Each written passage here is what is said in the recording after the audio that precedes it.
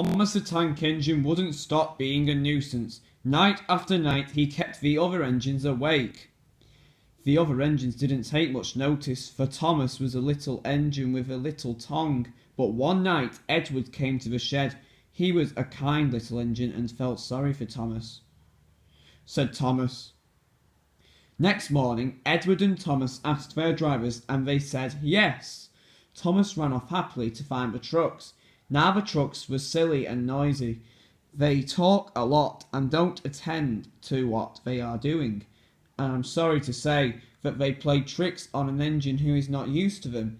Edward knew all about the trucks. He warned Thomas to be careful, but Thomas was too excited to listen. The shunter fastened the coupling, and when the signal dropped, Thomas was ready. The conductor blew his whistle, answered Thomas, and started off. But the trucks weren't ready. They screamed. But Thomas wouldn't wait. He puffed. Grumbled the trucks. Thomas began going faster and faster. He whistled as he rushed through Henry's tunnel. Called Thomas. He was feeling very proud of himself, but the trucks grew crosser and crosser. At last Thomas slowed down as he came to Gordon's Hill. Warned the driver as he reached the top. He began to put on the brakes. Called Thomas. Answered the trucks, bumping them into each other. Before the driver could stop, they had pushed Thomas down the hill and were laughing behind them.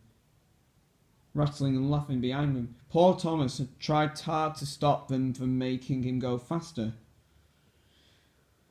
He hissed, but the trucks took no notice. They giggled in their silly way.